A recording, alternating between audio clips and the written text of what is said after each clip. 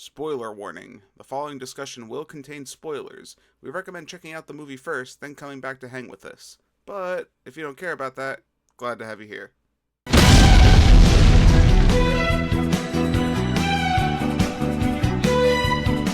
All right, everybody, welcome back to another episode of The Real Review. My name is Kevin. And I'm John. And we are The Real Movie Guys. On today's episode, we'll be taking a look at Alita, Battle Angel. A deactivated cyborg's revived, but can't remember anything of her past, and goes on a quest to find out who she is. Now, John, let's not beat around the bush at all. Let's let the viewers know at home something very important they need to know about you. This is extremely important, in my opinion. You hate anime. That's right. John hates anime. Now, me and him, we've had our conversations about it. I've taken him to see multiple movies, or one movie in particular, the live-action Death Note movie. John will never forget this story, I'm pretty sure. We drove, over an hour away? Because I wanted to go see this movie. 15 minutes. He didn't even know anything about it. He didn't know anything. He was like, all right, I'll go, whatever. We drove all the way there. It was an experience for him, because he's not familiar with the anime culture. Unfortunately, John has the cliche notion of anime fans, where they're a little off the grid, if you will. So I think his experience with that, and I don't think he really enjoyed that movie overall. I couldn't tell. No. It was tough with you. I think there were things you did like, but you were kind of like, I have no idea what's going on, which is fine. Yeah, so I was a little nervous when I said, let's talk about Alita Battle Angel today. The fact that when we went to go see that movie, that somebody had the Death Note book and was writing names down in it. That was a little creepy. Yeah, that was a little weird. Again, we had a weird experience. Maybe that's something we'll talk about one day. We'll go a little bit deeper. John, now, what do you know about Alita Battle Angel? Do you know anything about Alita Battle Angel prior to this? Did you know it was based on an anime? No clue. No clue. Okay, Not that's fine. Clue. Well, it's funny because I really don't know much about this anime. It's one of the few, I consider myself pretty well versed as far as different anime, manga. This movie, I know I've seen things of it in the past. I believe there was a short anime series, I want to say in the 80s or 90s. I don't know.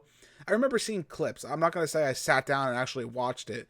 I just remember I remember Battle Angel Alita. It has another name too. I can't remember the name off the bat, but again, my familiarity with this movie is kind of little. I'm not going to argue. So me going into this movie, I didn't have much of a backstory to base it on, which sometimes, in my opinion, I think that works out a little bit better. I think you'll come out feeling a different way about a movie. When you go in with an expectation, I feel like that can maybe shatter your enjoyment or make you enjoy it more. It really depends. It works both ways, right? It's kind of like a seesaw. You really, there's ups and downs with both. But going to this movie, I didn't know much. And coming out of this movie, I really liked this movie a lot. I really enjoyed Alita Battle Angel. There's definitely some things I got to talk about as far as issues, but overall, I had a really enjoyable experience with this film. Interesting. Okay. I can't say I had the same experience. Oh, okay. That's interesting. All right, I'm ready to go into this. Before we even get into that, there are some like behind the scenes things that happened with this movie before we even, deep dive into our review. Robert Rodriguez is the director of this movie. Now, Robert Rodriguez, in my opinion, again, this is my opinion, he's a very controversial director. I can't say I've enjoyed all his work as a producer or as a director. So when I heard he was the director of this movie, that was a little off-putting for me. Because he can be kind of campy, kind of cheesy. Sometimes his tone just doesn't land the way I think it should in a film. Originally, James Cameron was supposed to be directing. Now, when you tell me James Cameron, on the other hand, okay, the master of sci-fi himself, who does have his missteps as well. Avatar is not my favorite series. Please don't shoot me. I'm sorry. When you hear James Cameron's tackling an anime-infused sci-fi epic, then at that hand, I'm like, all right, I'm willing to get down. But then when I heard Robert Rodriguez took it over, my emotions kind of changed. Safe to say, though, I think maybe Robert Rodriguez was the right director for this movie. This movie has amazing world building. If nothing else, the whole idea and engrossingness I feel in this movie is second to none in a lot of films. This movie heavily relies on its world building to an extent where in order to understand what's going on in the movie, you have to understand the world. Yeah! What's that? Zalad. Oh. The last of the great sky cities. What holds it up? Magic? No. Something stronger. Engineering.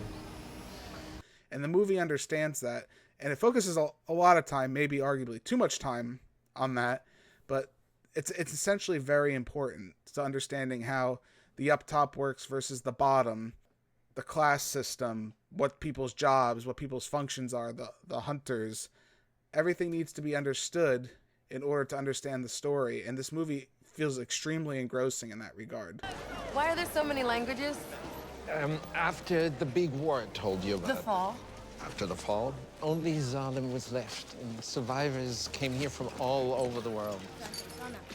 Everybody down here works for Zalem. Factories, farms. Does anyone ever go up to Zalem? We should go. Nobody from down here ever goes up. It's a rule that's never broken. I love how they built up this city. I felt like it had great vibes of just a world that was destroyed and like this was the last thing left. Just the way it was put together with the people that were in it. Just like the culture that it seemed of like it was a whole bunch of different people from different places. It kind of reminds you of like a New York City-esque skate, like not setting, but like aesthetic, to where it's like a melting pot of different people, you know, of all these cultures, all these people. The name of even the fact that it's Iron City is fantastic to me, because it feels like Iron City. Like, it feels like rusty, raw, old, beat up, torn down, like post-apocalyptic, in the essence of rebuilding after a vast war, which did, you know, happen in this film. It really captures that. And I think even better is they keep talking about going to Zalem the whole movie, which is the floating city above. That's where everyone wants to go. They want to go to Zalem, you know, that seems to be the where you want to be, and that's where the elite are, the high class, the superior being. We never actually see Zalem, which I think is really cool. Now, that could be because there's, you know, hoping for the sequel in the future, but the idea of it still being so mysterious and unknown. I wonder what it's like up there. Better than this dump down here. Makes you really want to see what's there. Like I like a lot of the movie, they keep talking about the Zalem. I'm like, dude, what the hell is there? Like, seriously, I like, is it really that good? Like, what's going on? Like, the mystery behind it, I feel like, is fantastic. I actually really enjoy not knowing what's there, for maybe down the line if there was an eventual reveal, because that builds such anticipation for what they're trying to, where they're trying to go. See, you know what I thought was funny too? They kept building this up and building it up. I thought at the end they were going to show this place and it was going to be worse than the other place down there. And it's just like an even more terrible place than that's there. Right. Well, they were just trying to build it up to make it seem like, oh, it's the best. Movie, this movie definitely has a commentary on like a class system, if you will. I remember your promise every day. Set me up. Want to get you 1 million credits. Personally, I'd rather rule in hell than serve in heaven. We'd be at the bottom of the food chain up there, but down here, we could live like kings. I do appreciate that. That's always a nice little infusion to have. But like I said, overall, this movie, everything from the art style to the essential world building, like I said, talking about the hunter warriors and how their class system works, where Before the fall, there were police to stop criminals. Now the factory pays us to do the dirty work. Hunter Warrior 17739. You are a hunter warrior. they have to hunt down a target and, you know, kill them. They get the bounty. I like how all that's infused. You know, I really think they did an excellent job. If nothing else, the world building is fantastic. Even with Motorball is essentially based off of other sci-fi. There's other sci-fi things that are very similar to Motorball.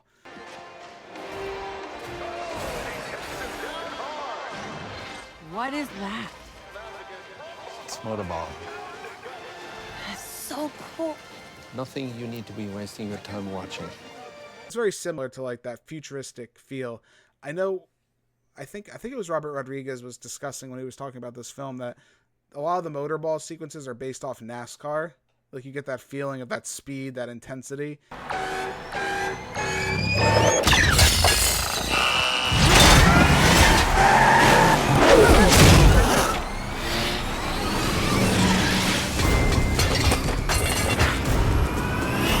You can definitely see that with some of the cinematography that they used when they were trying to capture that sport. Very adrenaline fueled. Some of the very But some of the very best set pieces of the movie were definitely the motorball scenes.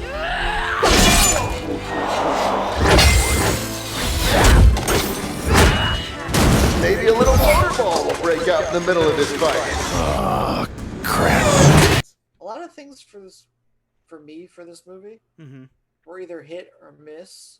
Right. Like I watched this movie twice. Twice? Oh no. You really put some work into this one. Like I watched it twice in the period of a day. Each time I watched it, I had like a different like thing, Mhm. but the one thing that kept coming back to me, Right. I don't know if it was such bad CGI Mhm. or how bad the robots looked. Like not just the robots, but like the robotic people too. They were just done so unrealistic in a way. That's where I disagree with you.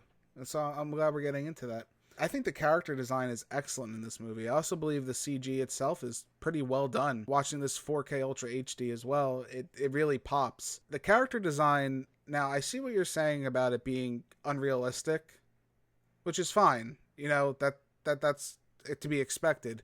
I think that works in this movie's favor for it being so unrealistic. To the fact where you have these giant mismatched cyborg people walking around and they're just very strange and odd. And I think the reason that works so well is because it's straight out adapted from anime. I mean, if you've seen any kind of anime, which John, of course, hasn't really that much at this point, those are typical character designs, hands down. These are designs I'm very familiar with. And to me, I would say they're almost maybe nothing new. So it's interesting that you come from the perspective like they're weird and I don't know what, there's some weird designs going on here. To me, it's like just another day. I've seen a lot of these designs before. They're not too stunning, but I do think they are. I don't want to say that sounded kind of bad. Let me get that across. I do like them. I think they're very well done, especially for maybe a more American audience that's not too familiar essentially with that kind of design. There is one thing which I want to get your take on. So the main character, Alita, she looks a little different, right? This is a big deal when this movie came out, that they were going to CG her face. They're going to CG her eyes, because her eyes obviously aren't normal. No normal person goes around looking like that. They actually CG'd her eyes to make them bigger and have a more anime aesthetic. Now, what did you, not being an anime fan, none of that really impacting it, what did you think of that design choice to make her look so different? I thought it was terrible. Okay. The fact that now you're saying like her eyes were CG and everything, Mm-hmm. like when I was looking at her, each time I looked at her, I was like, you just look too fake for me. Like I know this is a movie, Right. and I know like sci-fi movies are supposed to be like out of this world, like different. Right. But that to me just seemed like a bad choice. Like I didn't like her eyes. Okay. Her face kind of seemed like, you know how when like they take like a piece of canvas and put it over steel the bust or whatever they do? Right. It almost seemed like that. Now, see, I completely disagree with you on almost all those counts right there. I actually really like that design choice for the eyes. Not so much that it's anime influenced, but it adds something different to her character that makes her stand out from everybody else. You're under this assumption she's supposed to be this literal tested warrior with unlimited potential and power. So what do you do to make her stand out besides being an excellent fighter? Is they made a design choice to make her eyes look that way. It can be off-putting. I think initially it was for me when I first saw it. I'm like, all right, I don't know. What are we doing here? What's going on with this? But the fact that it actually adds a level of exoticness to her character to where she doesn't look like everybody else. She stands out. If anything, I think there's other things that make her more special, but it makes her look, her identity and look extremely different and stand out to me.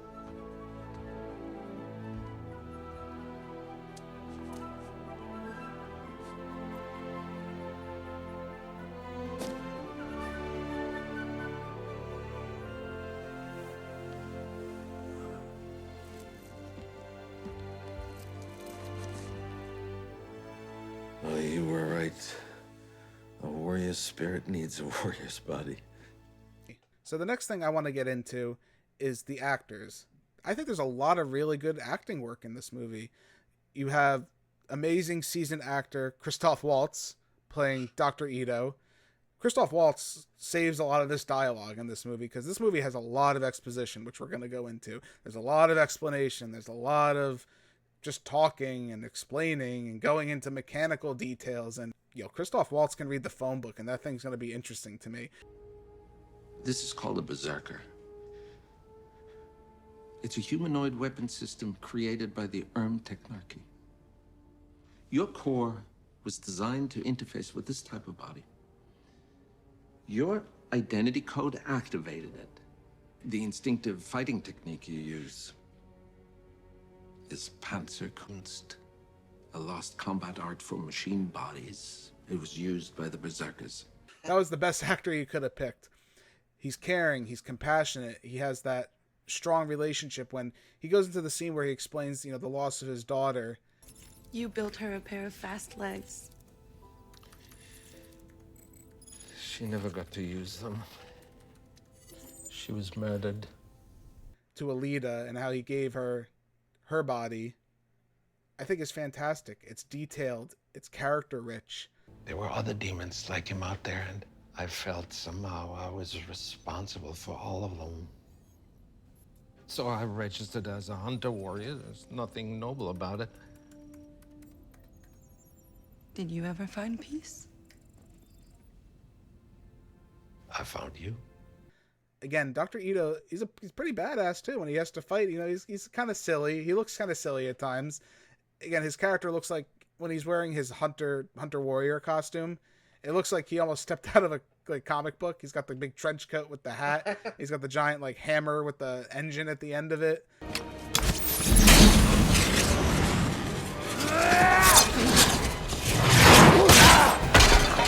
I think that's really cool. I think he looks fun. It's an interactive design. Again, Christoph Waltz, man, they picked a great actor to play the father figure character. And then paired with him, you have Jennifer Connelly, who plays Chiron, who's his wife. And they don't share many scenes together, right? They really don't. But the ones that they do, I feel like are really strong and impactful.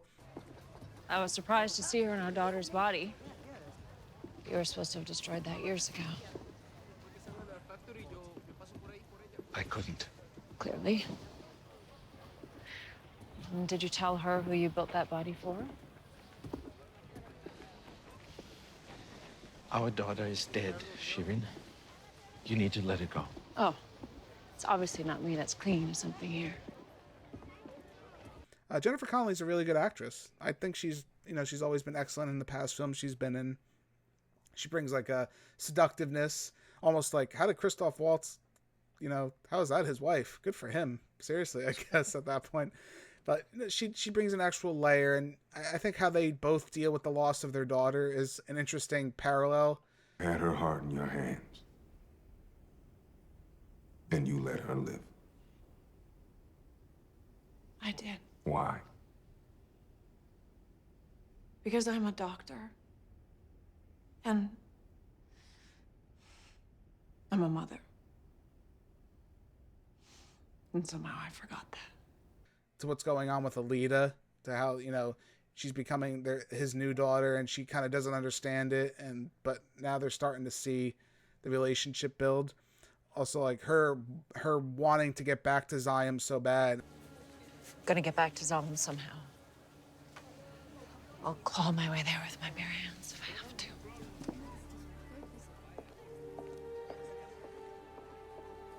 And then Dr. Ito ripping out the little crystal that was in his head, saying, I don't want to be like them anymore. I denounced all that. I'm not like them. I was born there. I've removed it myself. The mark of Zalim. With our daughter's illness, Shirin and I were forced to descend here to Iron City.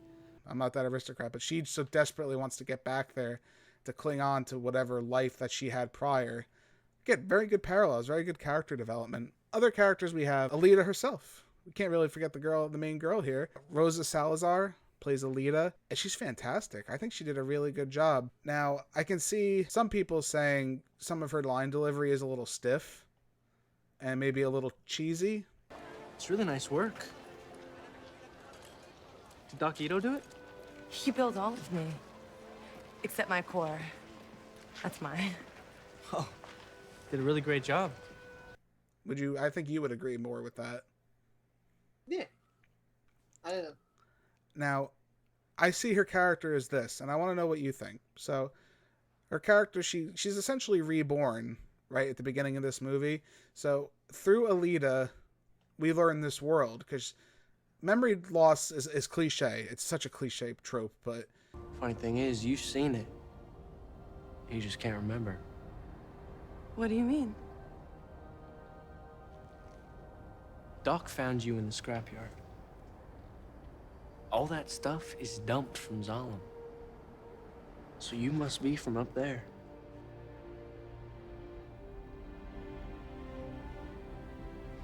I guess so. If you could just tell me what those eyes have seen. I wish I could. I keep trying to remember, but it's still a blank. I get why we need it. It's one of the better ones to use, if anything, to where it doesn't seem too out. It's again, some of the exposition is off-putting, which I promise we'll talk about it. And the information dump can be a little much at times, but the reason we're not just being told because we're the audience, we're being told because Alita needs to be told. Hey, what are those things? Centurions? What planet are you from? Ito found me in the scrapyard. The scrapyard? Mm-hmm. Right? So through that understanding, both the audience and the main character need that information. So it's not just out of left field and someone's like, oh, by the way. I hate when they do that. By the way, or as you already know. I hate that phrase. As you already know. If I already know, then why the hell are you telling me that again? This movie doesn't do that. Thank God. It really doesn't do that. It has to tell Alita everything for the first time. So as she's experiencing it, we're experiencing it as well. Alita's evolution from a young girl to a mature woman is one of the highlights to me of this movie, where we see her so naive. This is my favorite food. Oh, I wouldn't call it that. I would. Hey, look. And loving and caring for no reason at all, really. But she's also this badass warrior on top of that. I think is really fantastic. It deals with a lot of that female evolution, if you will, to where, again, she's young and naive. You know, she gives her heart to Hugo. I'd do whatever I had to for you. I'd give you whatever I have. What are you doing? I'd give you my heart. Take it. It's got an microreactor for a power supply, probably worth millions. With your connections, you can find a buyer. You can make enough for both of us to go to Solemn, and then we just find a cheap replacement. No. Come on, you buy and sell parts all day long. Don't just do things for people. No matter how good you think they are or how deserving they are. It's all or nothing with me. Just because she loves him, she's so carefree and loving. She's almost kind of like the shining beacon in this kind of dark world where everyone's negative, down on themselves. They hate where they are. Alita doesn't care. She's just looking for that human interaction. A lot of people even, I would say, this movie came out around Captain Marvel when that first released in theater. There was a lot of comparisons between Brie Larson and Alita as far as who is maybe the better female protagonist. Hands down, Alita's 10 times better than Captain Marvel. Hands down. To where she's a good example for young girls to, even though they have to explore themselves and mature and find themselves. You're Back together? very back together. You look different. It's all nanotech. It's a bunch of stuff even Ito hasn't figured out yet. So are you stronger than you were? Yeah, and faster too. It feels more me. In a world where they are different, every young girl is different, and no one's the same. So I think that's a really great message to send to young women. You'd made the biggest mistake of your life. What's that? Underestimating who I am. Excellent. Again, excellent overall. A couple other characters who are a note, in my opinion. Marshala Ali is in this movie. He played Vector, who's one of the villains. Didn't get much to do, but I thought his presence was still very felt. I always keep my promise to send people up. Like Dr. Sharin here. Nova demands body parts for his experiments, especially the brains of people he admires. And that is the only way anyone ever gets to Zalem. Especially when he's being possessed by Nova.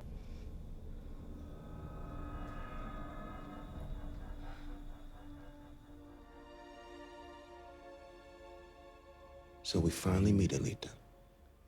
Not your real name, of course. Nova? Played by, actually, Ed Norton, which was another big actor that was kind of a surprise in this movie that he was in it.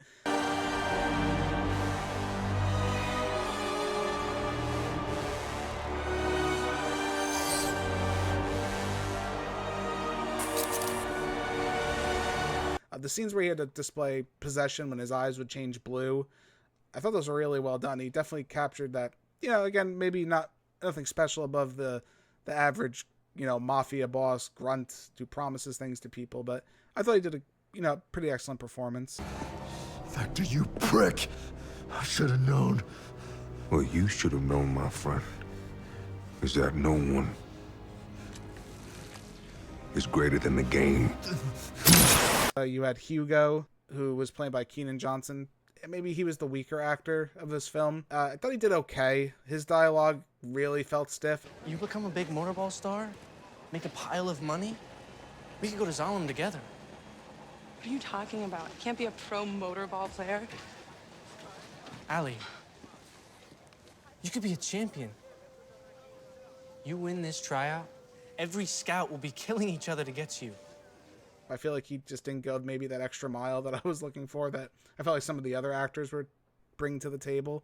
Especially the scene where he finds himself in a robotic body at the end of the movie and he's trying to climb to Zion. Hugo! Stop! You have to come down. We can't stay up here. There's a bounty on me. This is the only way. No, this is dangerous. We have to get down now. If I go back down there, I'm dead. I felt there should have been more desperation in him. He's using you to get to me. Come on, we have to go back down. We belong up there, Alita. If anything, it felt too casual. I was a little off-put by the casualness of that situation. Other actors, of course, Ed Skrein, who played Zapan, did a good job. Yeah, but you know, girls, she'll probably get all weepy and forgive you when I show her your head. There's no marker out on me.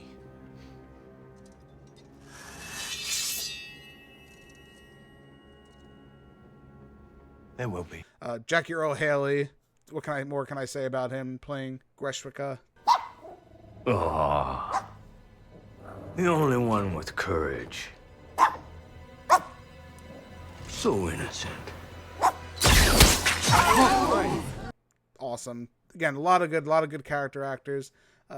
Overall, like I said, I really like the character. A lot of memorable characters, in my opinion. Honestly, I thought most of the characters in the movie were played very well. Like, I could understand their character in a way. Okay. There was just some things that in this movie really made me like question the whole movie in general. Okay. All right. That's based fair. on like some of the things that like almost like I've seen movies like this with the same like almost thing and the same outcome, the same reasons that they're doing it, and I thought that this movie should have done strayed away from that and done better than that. Okay. Well, I have a couple more positives, then I promise we'll get into the negatives. The action scenes are fantastic in this movie. The action's off the wall. And that actually ties into my other positive that's about this. Just, it really does capture the essence of anime. This movie really feels, for the first time, I can say, out of a lot of the movies I've seen that are anime inspired, influenced, actual adaptations, looking at you, Dragon Ball Evolution, God, you're awful garbage. This movie really feels like a live-action anime. It really does. The action scenes, especially her fights with Greshika, are fantastic.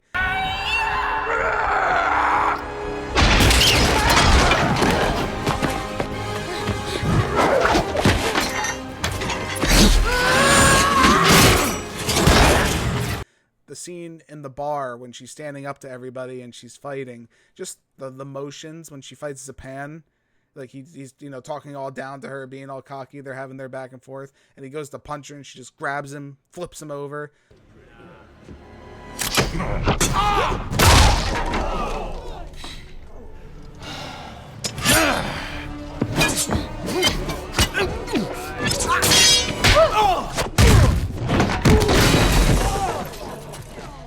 When that happened, I'm like, holy crap, this movie is stepping on another level.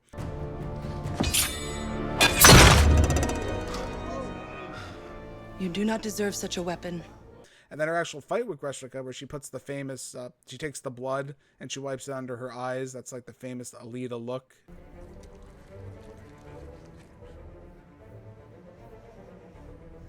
I do not stand by in the presence of evil. I do not stand by in the presence of evil. Looks really cool. Just their fights overall are just fantastic. And all the action scenes didn't really disappoint. The thing I like is that it's fast-paced action like you would find in anime. Dance, little flea!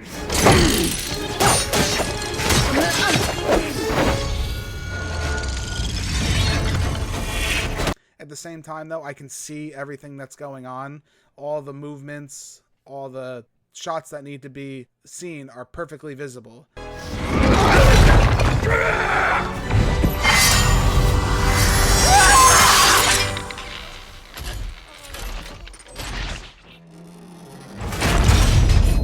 A lot of movies I have a lot of issue with the action where you can't, I hate shaky cam, where you can't see anything that's going on. This movie does not have that issue. It keeps everything in frame.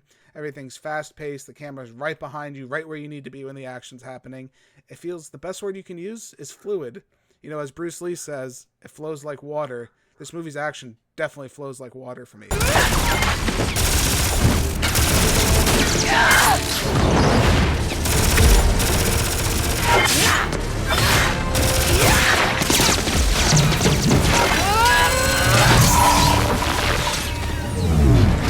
Well, even when they're playing the game too, like the shots of her taking out the other competitors and people are so well done that you can see each, like what she does to each person.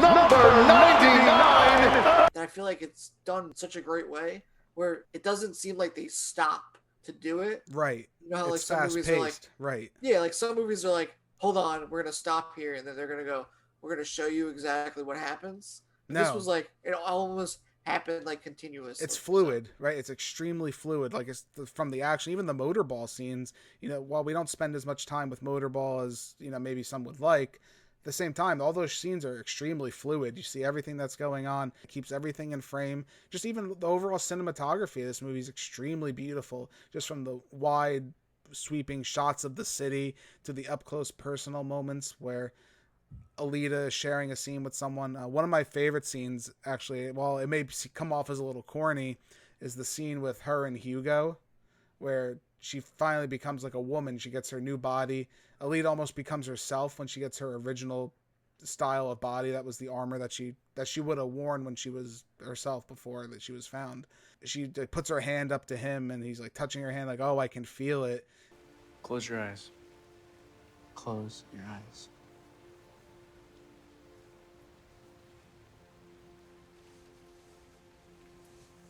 How about this? Yes.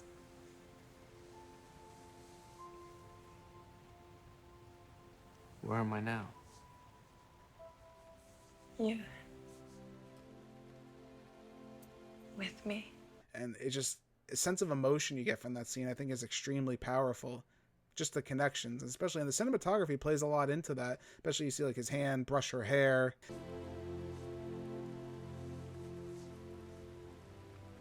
Does it bother you that I'm not completely human? You are the most human person I have ever met.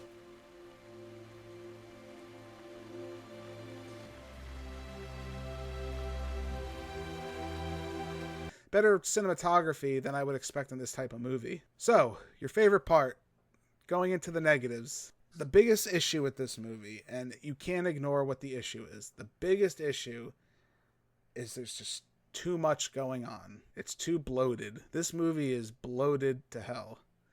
Now, the main problem with that is it wants to tell this incredible story, right? A movie really wants to. It's telling you how important it is, But the problem is with all this information dump and the fact it feels so bloated is you almost lose, like you were saying earlier, the grand scale of things, right? Like, as much as these little scenes are happening and they're really cool and they're really excellent, I can't see how they tie into the overall narrative just yet. Finish the mission.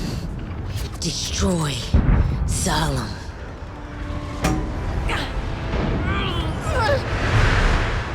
Destroy Salem. Right, I feel like I'm almost watching like a chapter. It's almost like it kind of sticks a little too much maybe to its anime/manga roots, to where this is like a chapter in a story. I don't know if we're really leading up to what we need to by the end of this film.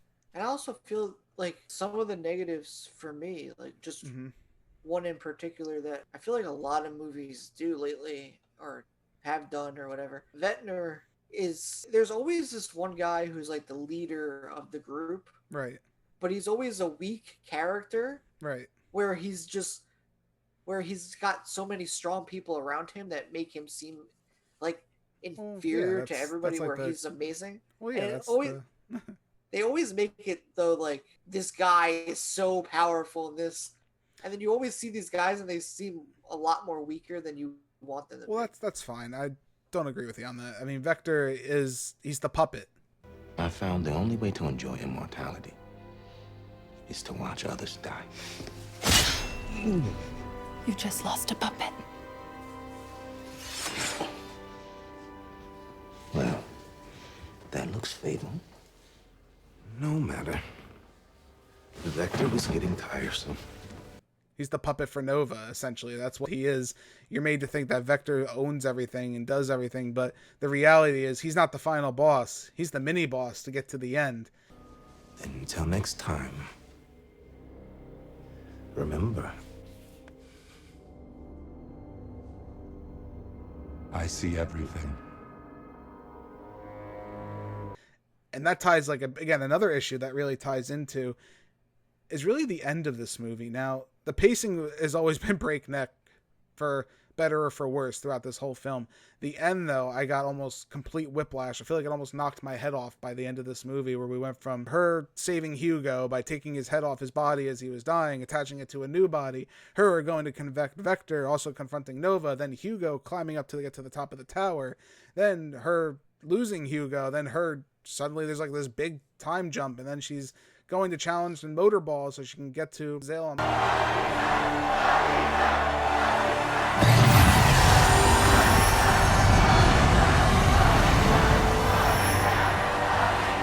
You know, it's too fast. It's so rushed.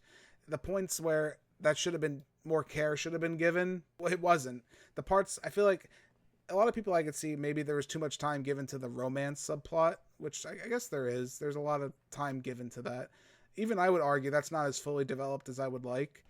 The thing this movie clings to, which is very dangerous, I think it worked okay. It gives you just enough.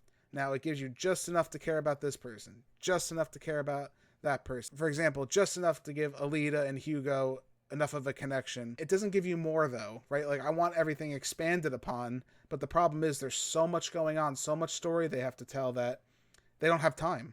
They just don't. They don't have time. And Motorball, to an extent, even though I praised Motorball in this movie, it feels like it didn't belong here yet. Like, we didn't build up to Motorball yet. Like, they could have mentioned it, but the fact that they had to include all these Motorball scenes on top of everything, it didn't feel like, or it didn't flow organically in this film. The main thing this movie was counting on was another movie. I think it was. I think this movie was the first chapter in what could have been a trilogy, or, you know, whatever it would have been at that point. So get all your information out now, tell that story. That way, when we get to the next movie, that's when we can cut loose and we don't have to go over that. We can really dive into things that we need to. But at this point, as of this recording, there is no second movie, and I don't know if there will be. I think this movie didn't do well here. Barely. I think it did well overseas. It definitely did well in the overseas market, but not enough to where, you know, after Disney acquired Fox, I don't think Disney has shown any interest. Even though James Cameron and Robert Rodriguez are fighting for a second one, I don't know if we'll ever get that. I don't know if we'll ever get more expansion on the story. So with that being the case, that kind of leaves this movie in a weird spot, right? Because we're never going to get follow-ups on any of those promises, especially that ending, which I think the ending honestly is a bit atrocious, in my opinion, because especially you don't know if there's a sequel coming, so to just end on that big cliffhanger of her challenging, saying to Nova, "I'm coming for you," and then the movie just ending with a motorball race about to start, that didn't really do much for me. Well, also too, like I take it too with Alita and Hugo being together. I feel like you could have taken that out, or just and added like a character of like a girl that's like her friend or something, and put that in there instead No. of like the emotional kind of connection of like. No, I don't agree. I Sorry, I got to stop you there. You're entitled to your wrong opinion, as I famously say. I can't agree with you on that one. The Hugo Alita dynamic is very important, I feel like, in this movie, especially with her, again, her maturity into becoming a woman and becoming herself. I was hoping maybe you'd want to stay. Hey, it's not right away. I still gotta raise the rest of the money first. It's okay. It's your dream. I know it's what you've always wanted. You know, I was always so sure. Now you come along, nothing's clear anymore. It's very important, and it's interesting to see the parallel with Hugo, who wants to get the Zion so bad, and he's I mean, again, I don't think it hit the emotional impact I wanted of him crawling up the tube to literally try and get there. But at the same time, that relationship I thought was pretty good. And like I say, it definitely helped build Alita as a character.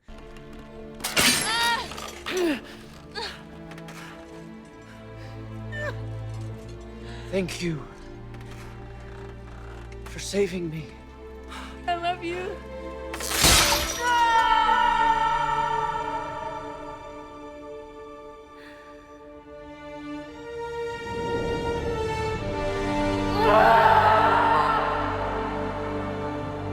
And maybe changing that, I don't think that would have helped her dynamic, especially at the end of the movie. I feel like Alita now is a complete character, like, right? She's in her own right. Now we're ready to go. I know who my enemy is. And I know he's watching us now. And you're just his slave. I hate that in movies when it feels like the first chapter. If I knew something else was coming, maybe I'd be a little more lenient with that. But the problem is, as of now, there is nothing else coming. I mean, we can only hope. This movie has a huge cult following. This is a very popular film, especially for, again, I think a lot of it had to do with the detractors of Captain Marvel at the time being the quote-unquote, female empowerment symbol, when Alita really is. She's pretty empowering, I feel like, as a character, especially because she has flaws and she builds to overcome them. So I think we're at that point where we're going to give our final scores. I'm going to give Alita Battle Angel an A-.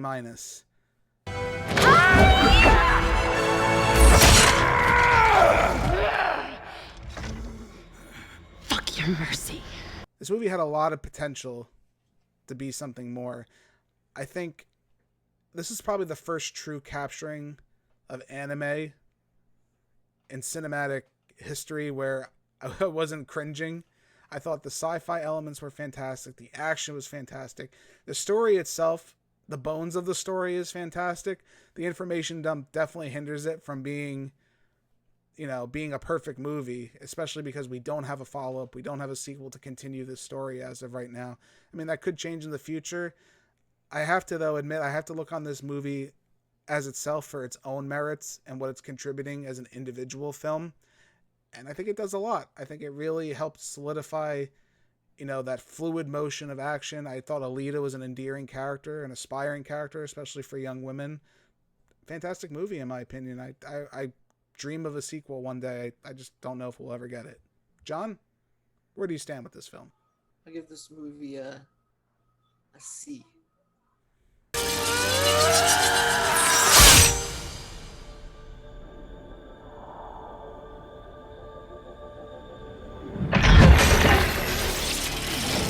I don't think I liked it as much as you did. Well, yeah, if you're giving it a C, I don't think so. But I didn't think it was And I don't think it was terrible. Would I want to see a sequel? I mean, I don't know. I don't need a sequel per se. Okay. Before we wrap up, now, do you think your lack of love for anime has influenced your review at all? No.